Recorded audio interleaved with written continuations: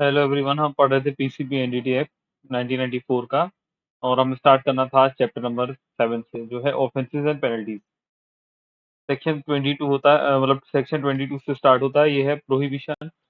Of advertisement relating to pre determination of sex and punishment for contravention. तो लिखा हुआ है नो पर्सन, ना ही कोई पर्सन, ना ही ऑर्गेनाइजेशन, ना ही कोई जेनेटिक काउंसलिंग सेंटर, ना ही जेनेटिक लेबोरेटरी, ना ही जेनेटिक क्लिनिक। इसमें इंक्लूड होते हैं कोई भी क्लिनिक है, लेबोरेटरी है, सेंटर है जिसमें अल्ट्रासाउंड मशीन है, या कोई इमेजिंग मशीन है, या कोई स्कैनर है, या किसी अदर तरीके की टेक्नोलॉजी है जो कि कैपेबल है अंडरटेक करने के लिए determination of sex of foetus को, और सेक्स सिलेक्शन टेक्निक्स के लिए। तो वो इशू कर सकते हैं, पब्लिश कर सकते हैं, डिस्ट्रीब्यूट कर सकते हैं, मतलब नहीं, इशू नहीं कर सकते, मतलब नो लिखा हुआ है ना स्टार्टिंग से। तो शैल नॉट इशू, मतलब यहाँ नो हो जाएगा, मतलब वो इशू नहीं कर सकते, पब्लिश नहीं कर सकते, डिस्ट्रीब्यूट नहीं कर सकते, कम्युनिकेट नहीं कर सकते, और ना ही करवा सकते हैं ये सब चीजें, पब्लिश डिस्ट्रीब्यूट वगैरह किसी भी थ्रू के, मतलब किसी भी तरीके से, ना ही एडवर्टाइजमेंट से, ना ही किसी फॉर्म में, जैसे कि इंटरनेट है जिसमें ये सारी फैसिलिटीज के बारे में बताया जाए, regarding the facilities of PNDT and sex selection वगैरह before the conception, available at search centre, laboratory, clinic at any time. तो मतलब at, sorry, at any other place, ना ही किसी अदर प्लेस पे करा सकते हैं। उसके बाद है नो पर्सन और organisation including genetic counselling centre. तो ना ही कोई भी पर्सन और ऑर्गेनाइजेशन जिसमें कोई भी जेनेटिक काउंसलिंग सेंटर है, मतलब जो जेनेटिक लेबोरेटरी है, जेनेटिक क्लिनिक है, वो भी ना ही पब्लिश कर सकता है, ना ही डिस्ट्रीब्यूट कर सकता है, ना ही कम्युनिकेट कर सकता है, ना ही कॉज करवा सकता है, ना ही, मतलब ना ही करवा सकता है पब्लिश, डिस्ट्रीब्यूट, कम्युनिकेट किसी भी तरीके का एडवर्टाइजमेंट किसी भी मैनर में जो कि रिलेटेड है प्री नेटल डिटर्मिनेशन और pre conception of sex selection, sex का, किसी भी मीन से, साइंटिफिक या अदरवाइज से।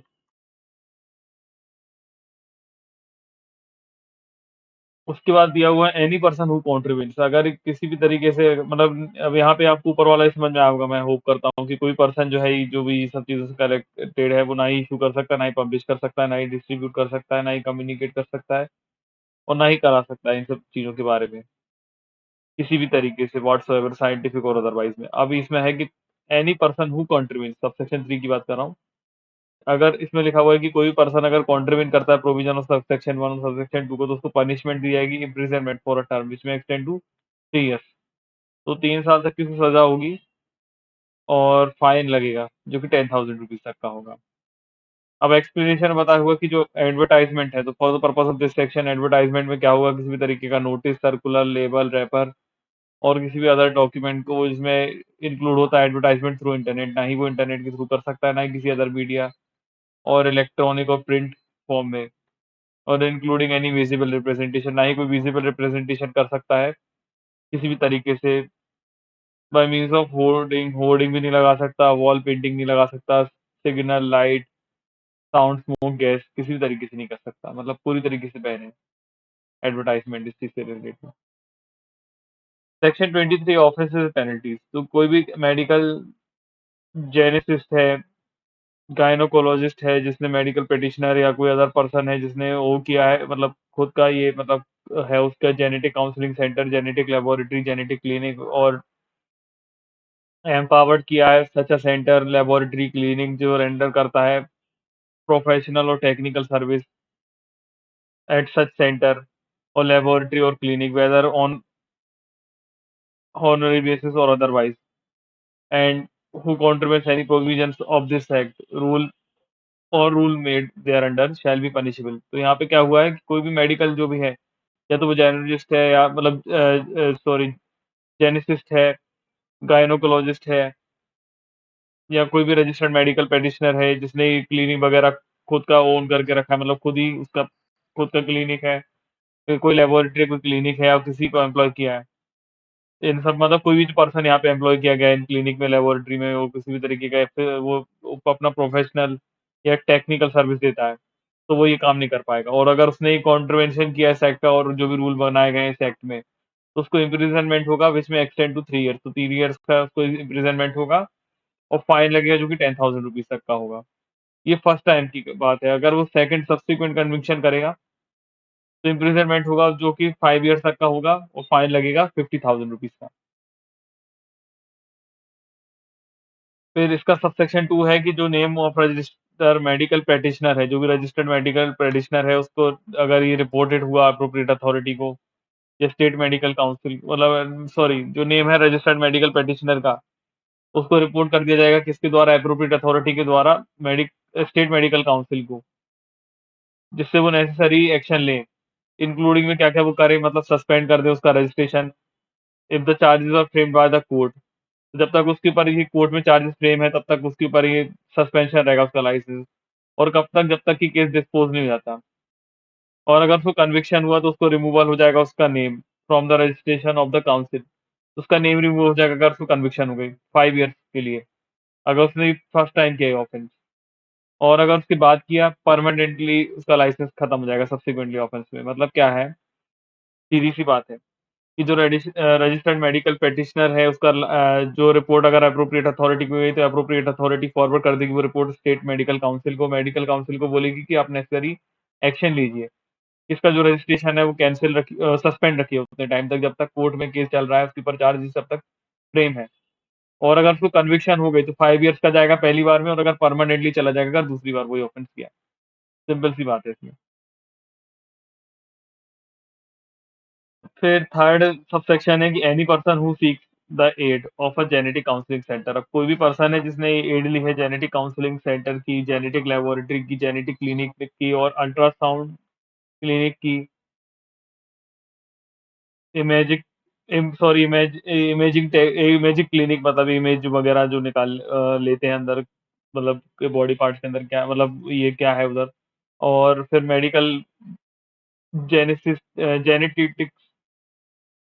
जेनेटिसिस्ट की,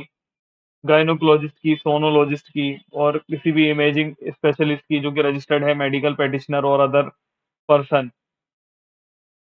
और सेक्स सिलेक्शन कि वो सेक्स सिलेक्शन करता है और कंडक्ट करता है प्रीनेटल डायग्नोस्टिक टेक्निक्स को on any pregnant woman for the purposes of other than those specified in subsection 2 of section 4, he shall be punishable with imprisonment for a term which may extend to 3 years। तो उसको 3 साल तक की सजा मिलेगी और fine लगेगा जो कि 50,000 रुपीज होगा फर्स्ट ऑफेंस पे, और सब्सिक्वेंट ऑफेंस में उसको इम्प्रिजनमेंट होगी 5 ईयर्स तक की, और फाइन लगेगा 1 लाख रुपीज का। तो इसमें थर्ड सबसेक्शन में सिर्फ कुछ बात, कोई भी मतलब कुछ भी अलग से नहीं है, इसमें सिर्फ यही बात बताई गई है कि अगर कोई पर्सन है जो कि इन सब चीज़ों की एड लेता है, मतलब मदद लेता है किसी भी जेनेटिक काउंसलिंग सेंटर की, जेनेटिक लेबोरेटरी क्लिनिक की, अल्ट्रासाउंड क्लिनिक की, या इन मेडिकल जेनेटिसिस्ट की, जेनिकोलॉजिस्ट की, मतलब गायनोकोलॉजिस्ट की, सोशियोलॉजिस्ट की, तो उस वाली चीज में ये, मतलब सोनोलॉजिस्ट और इमेजिंग स्पेशलिस्ट की। और ये सारी टेक्निक वो किस पे करता है, सेक्स सिलेक्शन के लिए और पीएनडीटी करने के लिए किसी प्रेग्नेंट वुमन में। और पर्पस क्या है उसका करने के लिए, कि जो पर्पस उसके सबसेक्शन 2 में दिए गए हैं सेक्शन 4 में, तो उसको पनिशमेंट होगी कितनी, पहली बार अगर करता है तो 3 इयर्स की पनिशमेंट होगी और फाइन लगेगा 50,000 रुपीज तक का। सेकंड टाइम करेगा तो 5 इयर्स की इम्प्रिजनमेंट होगी, 1 लाख रुपीज का फाइन।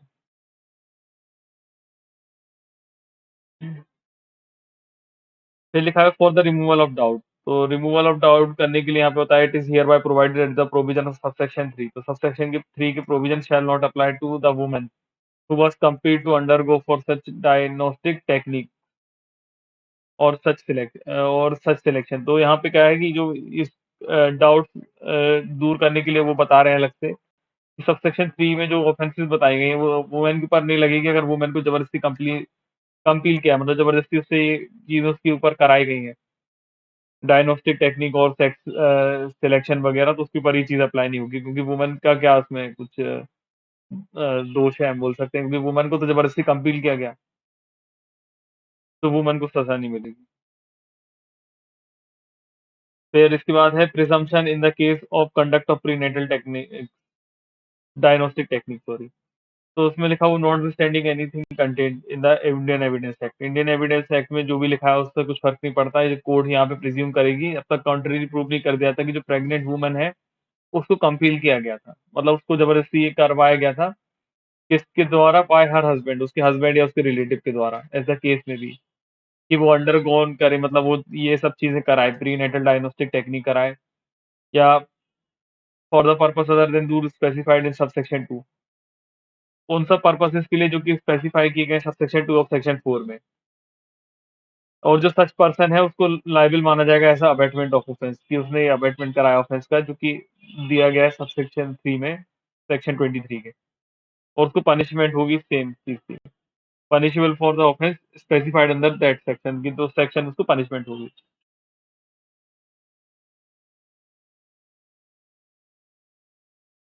उसके बाद है सेक्शन 25, जो है penalty for contravention of provisions of this act और rules, where no specific punishment is provided. तो यहाँ पे लिखा हूएवर कॉन्ट्रवेंस एनी प्रोविजन, अगर कोई भी पर्सन यहाँ पे कॉन्ट्रवेन कर रहा है किसी प्रोविजन के इस एक्ट के, मतलब ये रेसिड्यू सेक्शन आप बोल सकते हैं, रेसिड्यू सेक्शन ऑफ पनिशमेंट है। तो यहाँ पे क्या है कि कोई पर्सन अगर कॉन्ट्रवेन कर रहा है इस एक्ट के प्रोविजंस को, जो भी रूल जहाँ पे यहाँ पे बनाए गए हैं, और जहाँ पे कोई भी पेनल्टी नहीं बताई गई है, has been elsewhere provided in this act, जहाँ पे कोई भी पेनल्टी इस एक्ट में बताई नहीं गई है कि क्या मिलेगी, तो शैल बी पनिशेबल विद इम्प्रिजनमेंट, तो उसको इम्प्रिजनमेंट मिलेगा, जो कि टर्म होगा 3 इयर्स का, और विद फाइन, तो 3 इयर्स की इम्प्रिजनमेंट मिलेगी और फाइन लगेगा, जो कि एक्सटेंड होगा 1000 रुपीज तक, और विथ बोथ, या दोनों ही। मतलब क्या बता रहा है कि अगर कहीं पे भी कोई भी पनिशमेंट नहीं बताई है, वो किसी ने ऐसा ऑफेंस किया तो उसको पनिशमेंट मिलेगी, तो 3 इयर्स, सॉरी 3 मंथ की मिलेगी, 3 मंथ बोल रहा हूँ, 3 मंथ, और फाइन लगेगा जो कि 1000 रुपीज का होगा, या फिर दोनों। और in case of continuing contravention, और अगर कोई कंटिन्यू कॉन्ट्रवेंशन कर रहा है तो उसको एडिशनल फाइन भी लगेगा, जो कि एक्सटेंड हो सकता है 500 रुपीज फॉर एवरी डे, हर दिन उसको 500 रुपीज लगेगा, during which the contravention continue, जब तक उसकी कॉन्ट्रवेंशन है वो कंटिन्यू है, after the conviction of first, after the conviction for the first contravention, जिस दिन उसका फर्स्ट कॉन्ट्रवेंशन हो गया उस ऑफेंस का, उस दिन से। इसके बाद है सेक्शन 26, जो है ऑफेंसेस बाय कंपनी। तो जब भी कोई ऑफेंस है जो कि पनिशेबल है इस एक्ट में, और जो कमिट की गई है कंपनी के द्वारा या किसी पर्सन के द्वारा, जो at the time offence was committed was in charge of the, और was responsible to the company. तो कोई भी ऑफेंस यहाँ पे ऐसी की गई है जो कंपनी के द्वारा की गई, या कोई पर्सन जो जब ऑफेंस कर रहा था वो इंचार्ज था या रिस्पॉन्सिबल था कंपनी के लिए, for the conduct of business of the company, business के कंडक्ट के लिए कंपनी के, as well as the company, company भी साथ ही में शैल बी लाइबल होगी, shall deem to be the guilty होगी, मतलब उसको मान लिया जाएगा गिल्टी ऑफेंस में इस एक्ट के, and shall liable to proceed against and punished accordingly, तो उसको पनिशमेंट भी अकॉर्डिंगली दिया जाएगा, उसके अगेंस्ट भी यही प्रोसीडिंग होगी, provided that nothing contained in this subsection shall render such person liable to any punishment। लेकिन इसमें बताया हुआ है प्रोवाइड दैट में, कि ये चीजें तब एप्लीकेबल नहीं होंगी, ये चीजें सबसेक्शन में जो बताया गया है, तब किसी के ऊपर लाइबल नहीं होंगी, तब किसी को लाइबल नहीं बनाएंगे एनी पनिशमेंट का, अगर वो प्रूव कर देता है कि जो ऑफेंस उसके द्वारा किया गया वो बिना उसके नॉलेज, मतलब उसको पता नहीं था कि उसकी कंपनी में ये सब ऑफेंस चल रहे हैं, बिना उसके नॉलेज के हो रहा है, और that he has exercised all due diligence, और उसने सारी ड्यू डिलिजेंस को एक्सरसाइज किया ये ऑफेंस को कमीशन होने में रोकने के लिए, मतलब इस ऑफेंस को होने से बचाया उसने अपनी तरफ से हर वो कोशिश की जिससे ऑफेंस रोका जा सकता था। उसके बाद लिखा हुआ है कि nothing contained in subsection 1, subsection 1 में जो कुछ भी लिखा हुआ है वो क्या, तब कहाँ पे एप्लीकेबल नहीं हुआ, क्योंकि कोई भी पर्सन जो है पनिशेबल है अंडर दिस एक्ट, उसने कमिट किया है, कंपनी है, अगर उसने प्रूव कर दिया कि ऑफेंस कमिट किया गया है विद कंसेंट एंड कनाइवेंस, और एट्रीब्यूटेबल, और is attributable, sorry, attributable to any neglect on the part of director, manager, secretary or other officer of the company. Such director, manager, secretary or other officer shall also be deemed to be guilty of offence and shall be liable to proceed against the punish accordingly। तो यहाँ पे बता रहा है कि not standing anything contained in subsection 1 में कुछ भी है उसके होते हुए, मतलब उससे फर्क नहीं पड़ता, जब भी कोई ऑफेंस है जो कि पनिशेबल है इस एक्ट में और कमिट की गई कंपनी की तरफ से, और प्रूव हो गया कि हाँ ये कमिट की गई है इन लोगों की कंसेंट से, मतलब इन लोगों की इच्छा से, या इन लोगों की पार्ट की तरफ से नेग्लेक्ट हुआ जिसके कारण वो ऑफेंस हुआ, तो जो डायरेक्टर, मैनेजर, सेक्रेटरी है या अदर ऑफिसर है कंपनी के, वो लायबल हो जाएँगे, इनको गिल्टी माना जाएगा उस ऑफेंस में और पनिशमेंट दी जाएगी अकॉर्डिंगली। उसके बाद एक्सप्लेनेशन है for the purpose of this section. तो इस सेक्शन में जो कंपनी है, तो कंपनी का मतलब होता है कि बॉडी कॉर्पोरेट, इसमें किसी भी तरीके के फर्म, अदर एसोसिएशन, इंडिविजुअल्स आ जाते हैं। और डायरेक्टर, डायरेक्टर मतलब आ जाता है कि in relation to firm, firm के में मतलब उसका कोई भी पार्टनर या फर्म होता है। मतलब कंपनी का मतलब क्या होता है, तो कंपनी का मतलब यहाँ पे सीधे-सीधे बताया एक्सप्लेनेशन में कि बॉडी कॉर्पोरेट होती है, फर्म होती है, अदर एसोसिएशन होती है, इंडिविजुअल्स की। डायरेक्टर का मतलब होता है कि अगर किसी फर्म की बात हो रही है, तो पार्टनर हो जाएगा उस फर्म का। इसके बाद है सेक्शन 27 जो है ऑफेंसेस टू बी कॉग्निजेबल। तो जो भी ऑफेंसेस हैं यहाँ पे कॉग्निजेबल होगी, मतलब डायरेक्टली इसको बिना वारंट के अरेस्ट किया जाएगा, इसकी इन्वेस्टिगेशन की जाएगी बिना मजिस्ट्रेट के ऑर्डर के, नॉट नॉन बेलेबल है, बेल नहीं दी जाएगी, और नॉन कंपाउंडेबल है, कंपाउंड भी नहीं होगी। और जो भी ऑफेंस होगी मतलब यहाँ पे कॉग्निजेबल है, नॉन बेलेबल है, कंपाउंडेबल, मतलब ना ही कोई इसी तरीके कॉम्प्रोमाइज हो सकता है, ना ही बेल मिलेगी, मतलब बेल ऐसा राइट नहीं मिलेगी, और कॉग्निजेबल तो है, मतलब यहाँ पे आपके खिलाफ इन्वेस्टिगेशन की जा सकती है बिना मजिस्ट्रेट के ऑर्डर, और अरेस्ट भी किया जा सकता है।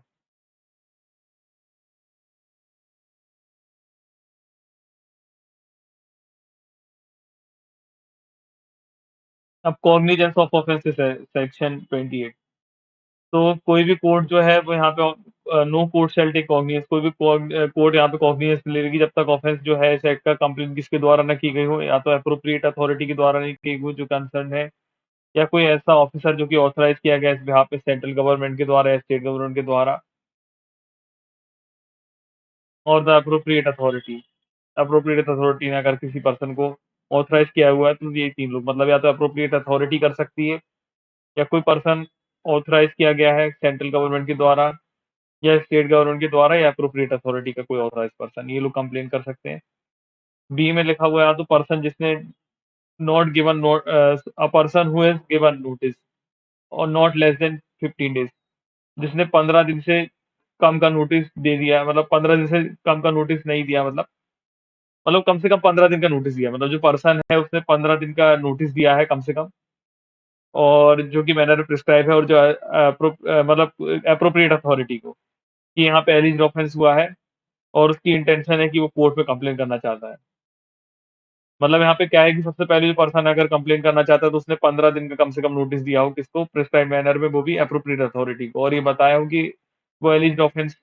के लिए कंप्लेन करना चाहता है कोर्ट में। अब यहाँ पे लिखा हुआ एक्सप्लेनेशन है for the purpose of this clause. तो पर्सन का मतलब यहाँ पे जो पर्सन यहाँ पे दिया हुआ है बी क्लॉज में, पर्सन में सोशल ऑर्गेनाइजेशन भी आती है, ऑर्गेनाइजेशन भी यहाँ पे कंप्लेन कर सकती है। फिर इसके बाद लिखा हुआ है no court other than the metropolitan magistrate और judicial magistrate of the first class shall try the offence punishable under this act. तो इसको इस एक्ट के अलावा, इस एक्ट में कोई भी अदर कोर्ट मेट्रोपॉलिटन मजिस्ट्रेट को छोड़ के, मतलब मेट्रोपॉलिटन एरिया में लोग मेट्रोपॉलिटन मजिस्ट्रेट होते हैं और बाकी सब जगह पे जुडिशियल मजिस्ट्रेट फर्स्ट क्लास होते हैं। तो इन दोनों के अलावा जो भी ऑफेंसेस है कोई भी ट्राई नहीं कर सकता, जो कि इस एक्ट में पनिशेबल है।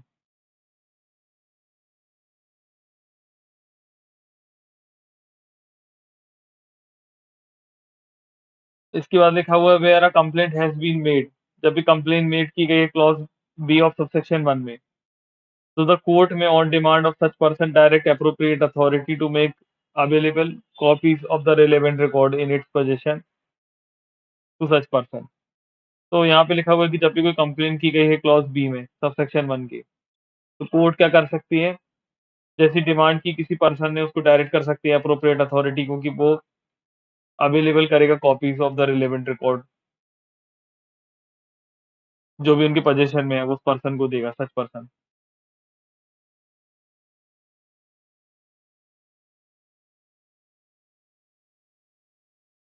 तो सीधी-सी बात है कि किसी भी कंप्लेंट को अगर क्लॉज़ बी ऑफ सबसेक्शन 1 में किया हुआ है, तो कोर्ट जैसे ही डिमांड करता है सच पर्सन, उसको डायरेक्ट करेगी एप्रोप्रिएट अथॉरिटी को, ये ऑर्डर देगी कि वो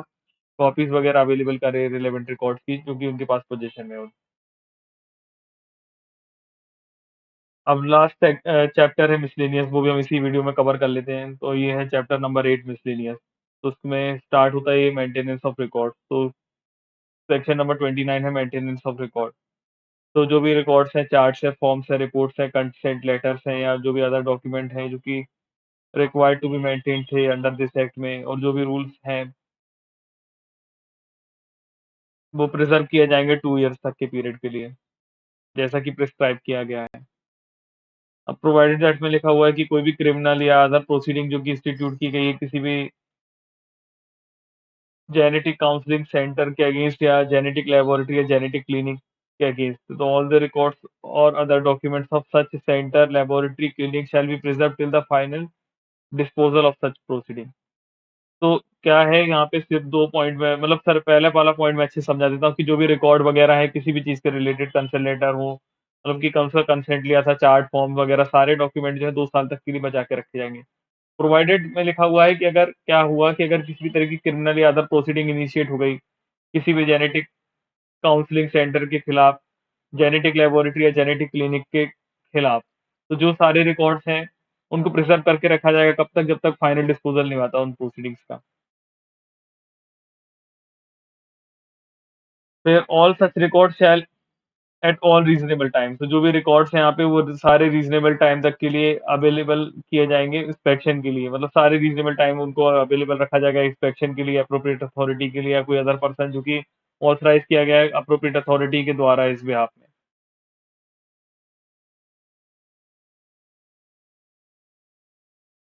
उसके बाद है यहाँ पे power to search and seize record, तो जो एप्रोप्रिएट अथॉरिटी है मतलब सेक्शन 30 पढ़ रहे हैं, सेक्शन 30 है power to search and seize record, तो जो एप्रोप्रिएट अथॉरिटी है उसके अगर पास रीज़न टू बिलीव है कोई ऑफेंस हुआ है इस एक्ट में या तो हो गया है या होने वाला है। तो वो कोई भी एनी जेनेटिक काउंसलिंग सेंटर है या जेनेटिक लैबोरेटरी या जेनेटिक क्लिनिक है, उनको या अदर प्लेस जो कि एप्रोप्रिएट अथॉरिटी ऑफिसर मतलब एप्रोप्रिएट अथॉरिटी या एनी अदर ऑफिसर जो है इस बिहाफ का, वो रूल्स जो कि प्रिस्क्राइब किए गए हैं उसको ध्यान रखते हुए एंटर कर सकता है, सर्च कर सकता है ऑल रीज़नेबल टाइम्स में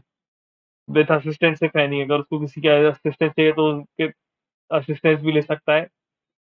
एज़ सच अथॉरिटी और ऑफिसर, जैसा कि अथॉरिटी और ऑफिसर नेसेसरी समझे इस सब चीज़ों को। और जो भी जेनेटिक और काउंसलिंग सेंटर है, जेनेटिक लैबोरेटरी है, जेनेटिक क्लिनिक है या other sorry any other place है, जो कि एग्ज़ामिन कर मतलब जो भी है एंड एग्ज़ामिन एनी रिकॉर्ड, मतलब जो भी यहाँ पे ये इतनी चीज़ें हैं, जेनेटिक काउंसलिंग सेंटर है, जेनेटिक लैबोरेटरी है, जेनेटिक क्लिनिक है या कोई अदर प्लेस है और उनको एग्ज़ामिन किया जा सकता है किसी भी रिकॉर्ड के ऊपर registered document, book, pamphlet, advertisement और एनी अदर मटीरियल ऑब्जेक्ट जो भी मटीरियल ऑब्जेक्ट है यहाँ पे फाउंड हुए हैं and seize and seal the same, और उनकी सीज़ एंड सील कर लिया जाएगा एंड सच अथॉरिटी और officer has reason to believe, जब भी उन अथॉरिटी उन ऑफिसर्स के पास रीज़न टू बिलीव है that it may furnish evidence of the commission of an offence punishable under this act, मतलब यहाँ पे सर्च करने के बाद सीज़ कर लिया जाएगा और सील कर लिया जाएगा। अगर अथॉरिटी और ऑफिसर को लगता है कि हाँ, ये जो चीज़ है ये फर्निश कर सकते हैं एविडेंस कमीशन ऑफ ऑफेंस से रिलेटेड जो कि पनिशेबल है इस एक्ट में। इसके बाद है जो प्रोविजंस है सीआरपीसी के रिलेटेड टू सर्चेज़ एंड सीज़ेस so far shall be apply, तो ये अप्लाई होंगे and seize and seizure under this act, तो सर्च एंड सीज़र में अप्लाई हो जाएँगे इस एक्ट में। तो जो भी प्रोविजन है सीआरपीसी के वो यहाँ पे सर्च एंड सीज़र और जो भी चीज़ होंगी ई सर्च एंड सीज़र में वो अप्लाई हो जाएँगे।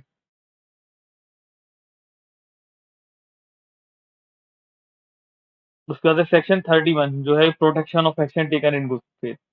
तो किसी भी तरीके का suit, prosecution other legal proceeding नहीं लगेगी किसी भी सेंट्रल या स्टेट गवर्नमेंट या किसी एप्रोप्रिएट अथॉरिटी या कोई भी पर्सन जो ऑथराइज़ किया गया है, सेंट्रल गवर्नमेंट के द्वारा, स्टेट गवर्नमेंट के द्वारा या अथॉरिटी के द्वारा, जो भी वो गुड फेथ में करता है या उसकी इंटेंशन है कि गुड फेथ में करे, इस एक्ट से रिलेटेड, तो उसके ऊपर किसी तरीके का सूट प्रोसिक्यूशन वगैरह नहीं लगेगा। Section 31 A removal of difficulty, तो ये इसका फर्स्ट सबसेक्शन बात करता है कि इफ एनी डिफिकल्टी अराइजेस, जब भी कोई डिफिकल्टी आती है इस एक्ट को इफेक्ट देने में, इस एक्ट के प्रोविजंस को इफेक्ट देने में, जो कि प्रीनेटल डायग्नोस्टिक टेक्निक से रिलेटेड है, जो कि regulation of prevention of misuse amendment act 2002 का है। सेंट्रल गवर्नमेंट क्या करेगी, ऑर्डर देके पब्लिश करेगी ऑफिशियल गैजेट में और मेक करेगी सच प्रोविजंस, उन प्रोविजंस को बनाएगी जो कि नॉट इनकंसिस्टेंट होंगे with the provisions of this act. तो यहाँ पे कौन करता है, मतलब ये याद रखिएगा कि सेंट्रल गवर्नमेंट करेगी, ऑर्डर करके पब्लिश करेगी ऑफिशियल गैजेट में और कुछ प्रोविजन बनाएगी जो कि कंसिस्टेंट ना हो इस एक्ट के प्रोविजन के साथ, और as to make it necessary, जो कि उनको ठीक लगता है, जरूरी लगता है कि एक्सपीडिएंट है रिमूवल ऑफ डिफिकल्टी के लिए। फिर प्रोवाइडेड डेट में लिखा हुआ है no order shall be made, कोई भी ऑर्डर यहाँ पे नहीं बनाया जाएगा इस सेक्शन में after the expiry of 3 years from the date of commencement of this act. तो जब भी कोई भी ऑर्डर है वो उसके बाद नहीं दिया जा सकता, जब तक कि जब ये एक्ट आया उसके 3 साल गुजर गए तो उसके बाद कोई भी ऑर्डर यहाँ पे नहीं पास किया जा सकता। कमेंसमेंट ऑफ दिस एक्ट की जगह पे यहाँ पे प्रीनेटल डायग्नोस्टिक टेक्निक्स, मतलब इस एक्ट का ही नाम लिखा हुआ है, regulation of preservation of misuse amendment act 2002 का, ठीक है। और जो भी यहाँ पे ऑर्डर बनाया जाएगा उसको कहाँ पे रखा जाएगा, ईच हाउस ऑफ पार्लियामेंट के पास रख दिया जाएगा, जो भी यहाँ पे रूल्स वगैरह बनाए गए हैं, ऑर्डर वगैरह दिए गए हैं।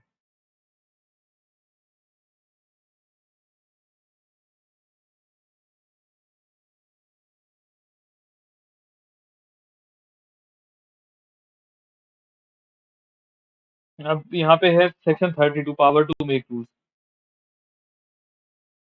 तो सेंट्रल गवर्नमेंट जो है वो यहाँ पे रूल्स बना सकती है इस एक्ट के प्रोविजंस को कैरी आउट करने के, इस एक्ट में। तो यहाँ पे लिखा हुआ है particular without prejudice to the generality of foregoing power, foregoing power को बिना अफेक्ट करते हुए जो भी रूल्स हैं यहाँ पे वो बना सकती है। तो यहाँ पे याद रखिएगा बस कि सेंट्रल गवर्नमेंट को रूल मेकिंग पावर है यहाँ पे इस एक्ट के प्रोविजंस को बनाने के लिए, और बिना अफेक्ट करे, मतलब बिना प्रेजुडिस करिए, मतलब बिना प्रेजुडिस किए जनरलिटी जो कि इस फॉरगोइंग पावर को है ये रूल बना सकती है। ये सारे रूल्स जो बनाने की पावर है मैं उससे पढ़ लेता हूँ, पढ़ देता हूँ उस वीडियो में,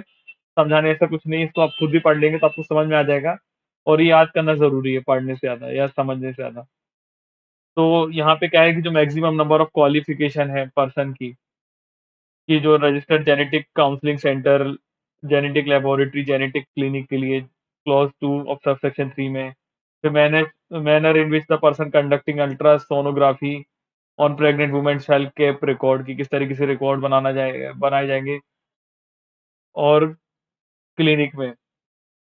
जो कि provision of subsection 3 of section 4 में है। Form in which the consent of women has to be obtain, किस तरीके से कंसेंट लिया जाएगी वुमेन की सेक्शन 5 में। प्रोसीजर क्या फॉलो किया जाएगा member of supervisory board in the discharge of their function, कि अपना फंक्शन को डिस्चार्ज करते टाइम वो क्या क्या करेंगे। फिर अलाउंस क्या दिए जाएंगे मेंबर्स और एक्स ऑफिशियो मेंबर्स जो कि एडमिसिबल है अंडर सबसेक्शन 5 ऑफ सेक्शन 9 में।